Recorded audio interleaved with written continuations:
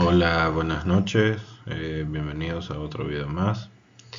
Eh, Soy Anderson y en este video vamos a tocar un tema bastante importante que es la inteligencia artificial.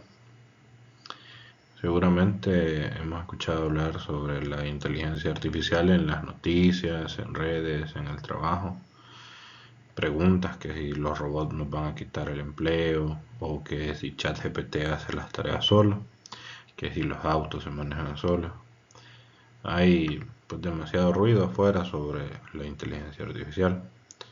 Por eso en este video voy a tratar de dar como una clase completa de lo que es la inteligencia artificial. Y para que así cuando terminemos de ver este video pues entendamos qué es la inteligencia artificial, cómo funciona por dentro, lo importante y hacia dónde nos dirige. Vamos a tocar 10 puntos que son muy importantes, cada uno de ellos. Desde qué es realmente esta tecnología, su historia, hasta adentrarnos en las entrañas del machine learning, deep learning, visión por computadora, cómo las máquinas entienden nuestro idioma, la IA generativa, cómo está transformando en la medicina, en lo industrial, dilemas éticos que se presentan sobre la inteligencia artificial y cómo en el futuro esto ayuda a, a dar nuevas oportunidades para ingenieros o personas que estén interesadas sobre este tema. Para empezar vamos a hablar sobre qué es la inteligencia artificial. Vamos a empezar por lo base. ¿Qué es la inteligencia artificial? Si nos vamos a una definición de diccionario, nos va a tirar que es la rama de la informática que busca crear sistemas capaces de realizar tareas que requieren inteligencia humana. Pero ya explicándolo de una forma más sencilla, es lograr que una computadora deje de ser una simple calculadora que solo sigue órdenes fijas y empiece a pensar, a reconocer patrones y a tomar decisiones por sí misma, basado en datos. Tradicionalmente el software funciona con reglas cerradas. Uno le dice, por ejemplo, si el usuario presiona el botón A, muestra la pantalla B. Eso es programación simple. Pero la inteligencia artificial rompe ese esquema. En lugar de darle las reglas, le damos los datos y el resultado que queremos. Y dejamos que el sistema descubra las reglas por sí mismo. Hay una gran diferencia entre IA débil y la IA fuerte. Para entender esto bien, el mundo de tecnología divide lo que es la inteligencia artificial en estas dos categorías. La IA débil o estrecha es toda la IA que existe hoy en día. Se llama débil porque no es mala, sino porque está especializada en una sola tarea. El sistema, por ejemplo, de recomendación de Netflix sugiere series de acuerdo a los gustos que nosotros tenemos, pero no puede manejar un carro. El algoritmo de un carro autónomo se mantiene en el carril, pero no sabe jugar ajedrez. Es decir, que cada IA está especializada en un tema en específico. En cambio, la IA fuerte o general es como nos lo quieren meter en películas de ciencia ficción. Una inteligencia artificial general sería un sistema capaz de comprender, aprender y aplicar conocimiento en cualquier tarea intelectual, exactamente igual o mejor que un ser humano. Esta no existe todavía, solo está en fase de investigación, pero es al destino al que muchos quieren apuntar. Vamos a ver sobre la historia y la evolución de la inteligencia artificial. Eh, para saber hacia dónde vamos con esta IA, tenemos que entender de dónde nació todo. El nacimiento de esta se dio con el genio de Alan Turing, Esto empezó en la década de 1950, donde un hombre llamado Alan Turing, que de por sí es un matemático bastante brillante, se hizo una pregunta muy loca. Eh, la pregunta era, ¿pueden pensar las máquinas? Y para responder a esta pregunta diseñó el famoso test de Turing. Básicamente decía que si una persona está hablando con una computadora y con otro humano en habitaciones separadas y no logra distinguir cuál es el humano y cuál es la computadora, entonces podemos decir que esta máquina es inteligente. Luego remontamos a Dortmund de 1956, donde se organiza la mítica conferencia de Dortmund, y ahí se juntan muchos científicos brillantes de esa época, como John McCarthy, Marvin Minsky y Claude Shannon, donde fue John McCarthy quien acuñó por primera vez el término inteligencia artificial. En este momento estaba súper optimista, pensaban que en un par de años más y con un presupuesto modesto lograrían replicar la inteligencia humana. Más sin embargo, pues se equivocaron porque no ha sido tan fácil. Hay algo que se le llaman los inviernos de la IA. Como las promesas fueron gigantes y las tecnologías de los años 70 y 80 eran muy limitadas, los resultados no llegaron. Los inversionistas y los gobiernos se decepcionaron y quitaron todo el dinero que estaba a disposición. Por eso a esta sequía y escasez, por así decirlo, de fondos, se les conoció como los inviernos de la IA.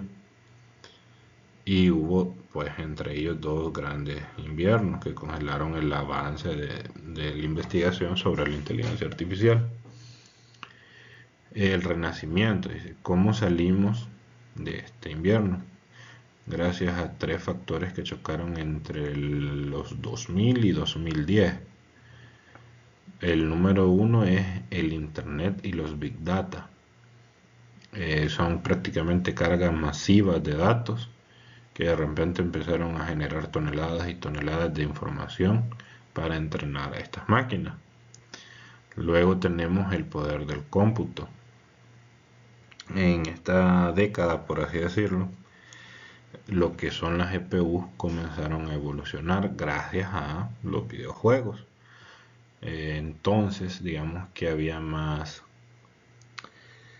facilidad para poder trabajar en la IA porque había mejor tecnología a la mano. Y también están los nuevos algoritmos, que son prácticamente algoritmos creados por científicos que no se dieron por vencidos y refinaron cada uno de estos algoritmos usando matemática complicada y aplicándolo o creando más bien lo que son las redes neuronales. Ahora les voy a hablar un poco sobre el machine learning. Ya sabemos la historia prácticamente, de dónde viene el concepto y cómo evolucionó esta, pero vamos a hablar sobre qué es el machine learning o el aprendizaje automático. El machine learning es un subcampo de la inteligencia artificial que en lugar de escribir un código kilométrico con cada regla posible, crea un algoritmo y lo entrena, pasándose miles y miles o millones más bien de ejemplos. Por ejemplo, imagina como que fuese un niño al que le están enseñando a distinguir un perro de un gato. Prácticamente uno no le explica, solo le muestra un perro y le dicen ese es perro y un gato y se le dice que ese es gato. Y luego el cerebro hace el resto, de entender la diferencia. Principalmente existen tres formas en las que las máquinas aprenden. Una de ellas es el aprendizaje supervisado, es el más común. Aquí prácticamente le damos al algoritmo los datos de entrada junto con las respuestas correctas. Por ejemplo, si queremos un detector de correos de spam, le damos 10.000 correos viejos y los marcamos como spam, y los correos buenos. Entonces el algoritmo prácticamente lo que hace es analizar palabras que se repiten en estos correos de spam y los direcciona pues a lo que es el apartado de spam. Luego está el aprendizaje no supervisado. Aquí la cosa cambia. Le damos los datos al algoritmo, pero no le damos respuesta. No hay etiqueta. El algoritmo tiene que buscar patrones ocultos por su propia cuenta. Un ejemplo. Imagina que tenemos una base de datos que todos los clientes de la aplicación web con gastos y horas de conexión usan. El algoritmo debe aprender prácticamente cómo trabaja cada uno de estos usuarios y decir, un ejemplo, descubrí que tienen 3 grupos claros de usuarios: los nocturnos, que gastan mucho en la aplicación, digamos; los matutinos, que no compran nada; y los esporádicos, que compran de vez en cuando. Uno no le pide estos datos, sino que ella, de acuerdo al uso de cada uno de estos usuarios, aprende a diferenciarlos y crea estas categorías. Y luego tenemos lo que es el aprendizaje por refuerzo. Este es prácticamente un método de ensayo y error, muy parecido a cómo se entrena una mascota. El algoritmo interactúa con su entorno. Si hace algo bien, recibe una recompensa, y si hace algo mal, tiene una penalización. Así es como se han creado las guías que juegan videojuegos, o por ejemplo las que han aprendido a jugar.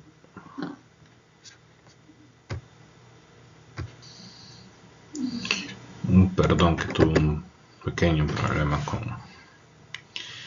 con el micrófono. Bueno, el último aprendizaje es el que había mencionado anteriormente, que es de ensayo y error, en el cual la IA aprende en base a premios o castigos, por así decirlo, o penalizaciones. Si hace algo bueno, se le da un premio; si hace algo malo o comete un error, pues tiene una penalización. Y es así, digamos, como se entrena la inteligencia artificial de videojuegos, o las que aprenden a jugar ajedrez o cosas por el estilo, prácticamente en base a ensayo y error. Ahora vamos a hablar sobre lo que es el Deep Learning. Si bajamos al nivel más bajo de todo esto, encontramos dentro del Machine Learning lo que es el Deep Learning, que es aprendizaje profundo. ¿En qué se inspira? Prácticamente se inspira en la biología, específicamente en cómo funcionan las neuronas de nuestro cerebro. Obviamente, pues una computadora no tiene células vivas, pero sí existen lo que son las redes neuronales, que trata de asimilar este funcionamiento de nuestro cerebro. Estas redes neuronales se componen por capas. Por ejemplo, la primera es la capa de entrada, que es por donde entran los datos. Un ejemplo, los píxeles de una foto. Luego están las capas ocultas. En estas, el Deep Learning ve decenas o cientos de capas apiladas una detrás de otra, y cada capa se encarga de procesar una característica. Si la foto es un rostro, las primeras capas detectan líneas simples y bordes.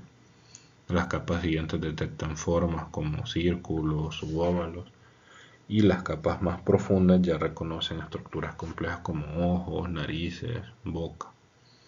Luego está la capa de salida. Esta es la que nos da el resultado final y nos dice, por ejemplo, esta es un ejemplo, una foto del retrato de la Mona Lisa, un ejemplo. La magia del Deep Learning es que elimina la necesidad de que un ingeniero le diga manualmente a esta máquina, qué características buscar. En el Machine Learning tradicional uno programaba un extractor de bordes o de colores. En el Deep Learning no. Uno solo manda la imagen o muchas imágenes para alimentar esta red neuronal y a través de procesos matemáticos llamados backpropagation o propagación hacia atrás, la red va ajustando las conexiones internas hasta que aprende a no fallar. Prácticamente es tratar como una fuerza bruta matemática, en pocas palabras. Luego tenemos lo que es visión por computadora. Hablemos ahora de los sentidos de la inteligencia artificial. El primero de ellos es la vista, o lo que en ingeniería se conoce como visión por computadora. Para nosotros, pues ver es natural. Abrimos los ojos y sabemos qué hay enfrente. Puede ser una taza, la computadora.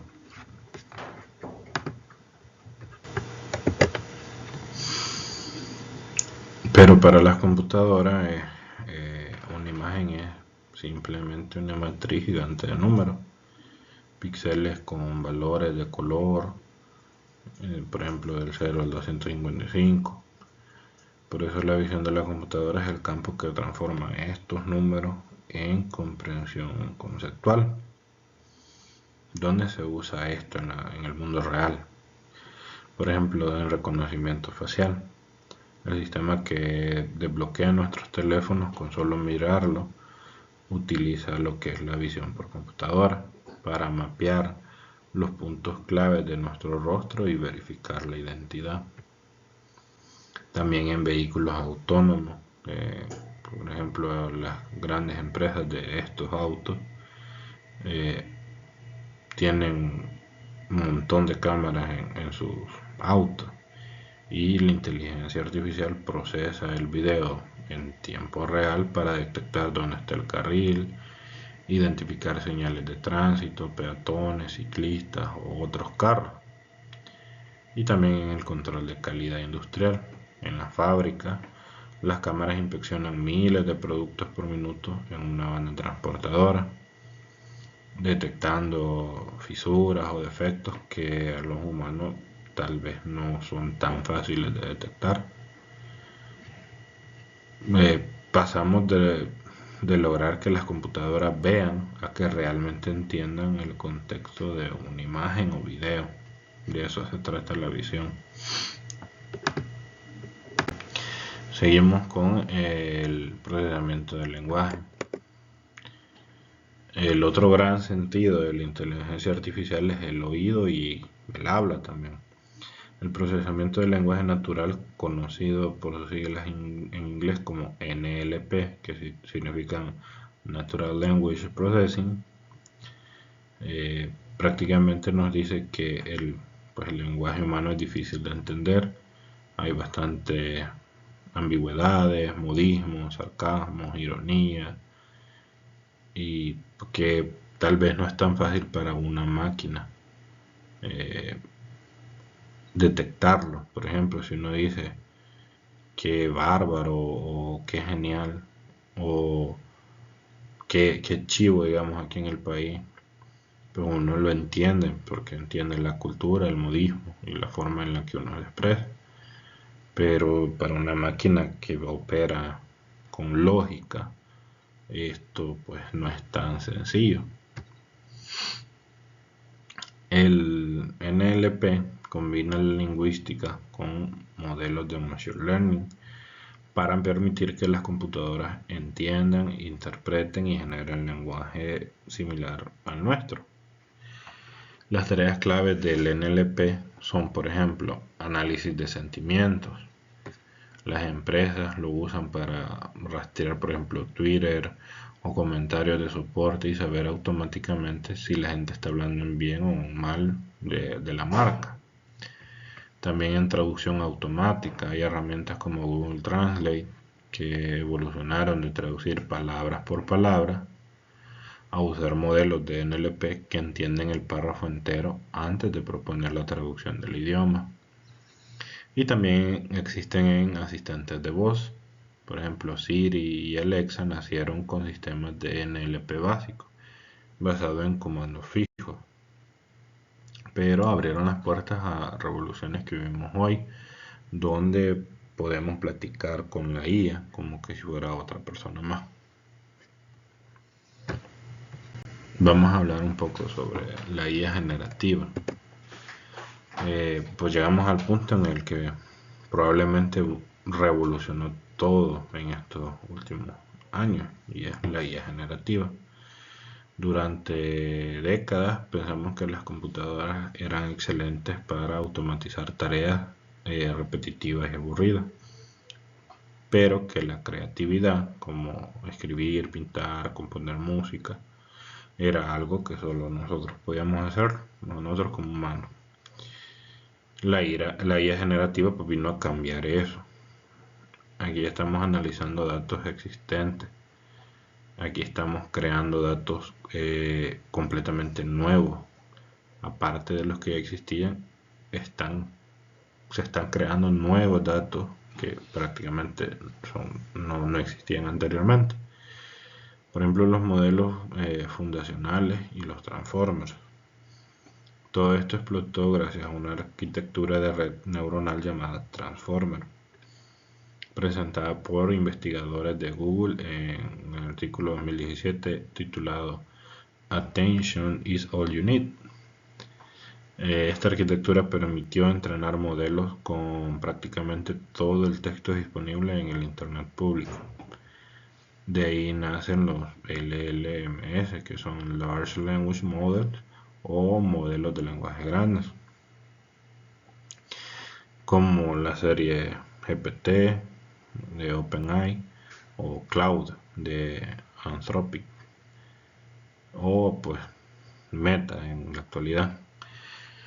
Todos estos modelos no repiten de memoria lo que leyeron, sino que calculan cuál es la palabra más probable que debe seguir a la anterior, basándose en el contexto del prompt que uno les da. Más allá del texto, pues, la IA generativa no se queda actualmente ya solo con texto, sino que también crea imágenes con modelos como del Midjourney, Stable Diffusion o DALL-E, donde uno escribe el texto de lo que quiere que se cree como imagen y estos los recrean.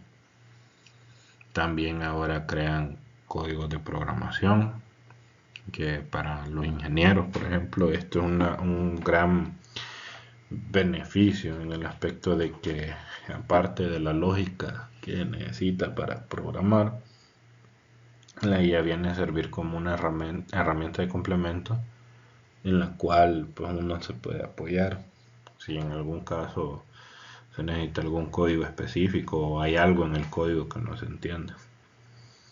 Y también sirven para generar audio y video. Se pueden crear voces sintéticas o crear videos incluso a base del prompt o del texto que uno les da. Tenemos las aplicaciones de IA. Tenemos pues en la actualidad muchas áreas en las que la IA se aplica actualmente. Por ejemplo, una de ellas es la medicina y la salud.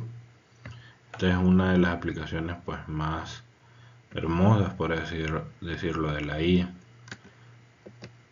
porque ayuda, por ejemplo, a la detección temprana del cáncer, que hay modelos de visión por computadora que analizan radiografías, tomografías o mamografías con una presión pues mejor a la de los humanos y ayudan a detectar tumores cuando son bastante pequeños. También ayuda a descubrir fármacos. Actualmente diseñar un medicamento pues es más fácil que anteriormente, que tomaba décadas o mucho tiempo y dinero para crearlo. Hay guías como AlphaFold que ayudaron a, pues, a solucionar este problema o a agilizarlo más bien. eh, para poder crear medicamentos, proteínas y permitiéndolas simular en computadoras cómo reaccionarían las moléculas que están enfermas con estos fármacos. También tenemos la aplicación en las finanzas y banca, donde sirven, por ejemplo, para detectar fraude. Cada vez que uno pasa la tarjeta de crédito, el modelo de Machine Learning evalúa en segundos si es una transacción que corresponde a los hábitos de consumo de cada uno, o si es algo que altera estos hábitos y dispara una transacción que bloquea, o sea, una acción que bloquea la transacción. También existen para algoritmos de trading, por ejemplo, para Bitcoin, para Forex, que es el mercado de divisas. Hay bastantes fondos de inversión que usan estos sistemas autónomos que analizan noticias globales, reportes financieros y tendencias de mercado para comprar o vender acciones. Otra utilidad es en la educación y productividad. La IA está permitiendo la hiperpersonalización del aprendizaje. Hoy prácticamente tenemos un tutor 24/7 que pues tiene paciencia infinita, que detecta exactamente en qué problema nos trabamos y nos lo explica, usando hasta analogías de juegos, de películas, de manera que nos es más fácil aprender. Pero aquí viene un problema, por así decirlo, en base a esto. Y vamos a hablar sobre la ética, que pues no todo es color de rosa. Eh, el tener este poder de parte de nosotros también nos trae una responsabilidad muy grande. Y es que la inteligencia artificial plantea dilemas éticos bastante profundos en la sociedad. Por ejemplo, el problema de los sesgos. Los modelos de inteligencia artificial aprenden de los datos de los humanos que se generan pues con nuestros hábitos. Y pues los humanos somos imperfectos, tenemos sesgos históricos. Si se entrena un algoritmo para filtrar currículum de candidatos a puestos de ingeniería, por ejemplo, utilizando datos de contrataciones de los últimos 30 años, el último aprenderá pues el algoritmo aprenderá de forma implícita que los hombres tienen más probabilidad de ser contratados que las mujeres. Un ejemplo, ¿verdad? Este se basa en lo que en el inicio los humanos hacían y se adaptó a ello. No es que la IA tenga el problema, sino que la IA aprendió de los problemas que tenemos los humanos. La IA pues es neutral, simplemente lo que hace es acostumbrarse a los hábitos de los humanos. De ahí también existe lo que son las deepfakes o desinformación, que hoy en día es fácil clonar la voz de personas importantes, por ejemplo un presidente, un famoso o un familiar, y crear videos donde aparecen que están diciendo cosas que pues obviamente no dijeron, y esto abre puertas a estafas, ya sea alguien que se va a pasar como un familiar pidiendo dinero por alguna necesidad, o noticias falsas de algún presidente que dio algún discurso y pues que nunca fue así. Otra de las cosas que trae el tener este poder de la IA es el desplazamiento laboral, que es una realidad que muchas tareas repetitivas, por ejemplo basadas en texto, datos o análisis visuales, van a ser pues automatizadas con IA. Y el reto pues no es prohibir la IA como tal, sino reentrenar pues a los humanos para poder hacer uso de esta IA en lugar de ser reemplazados por ella. Prácticamente son pues uno de los no problemas, sino de las condiciones de uso que trae el usar la inteligencia artificial. Y por último vamos a hablar sobre el futuro de la IA y sobre oportunidades laborales para personas que estén interesadas sobre este tema.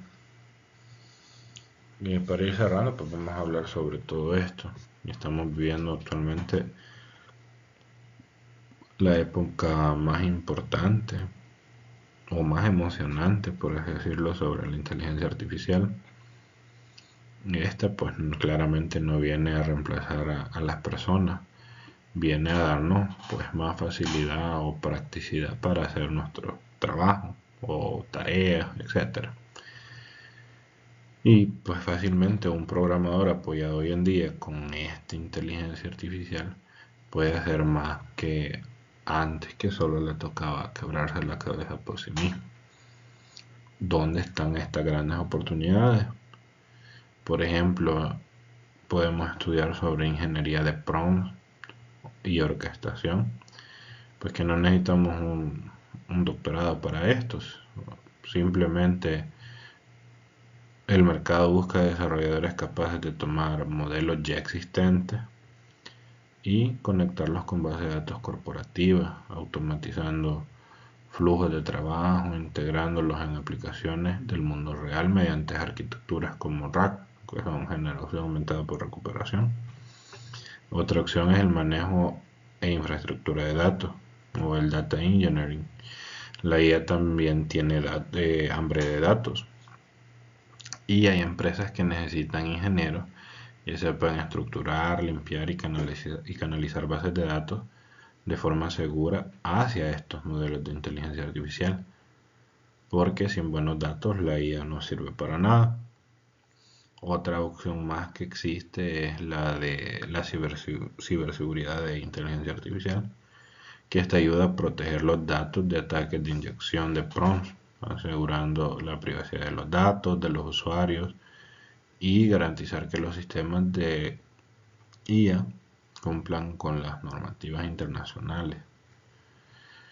Pues prácticamente el pastel es gigantesco y apenas pues está empezando a repartir. La barrera de entrada para crear tecnología nunca había sido tan baja. Hoy hay muchas herramientas a la mano y pues la mayoría siempre son con inteligencia artificial. Ahí depende de uno pues hacer uso o hacer un buen uso de ella.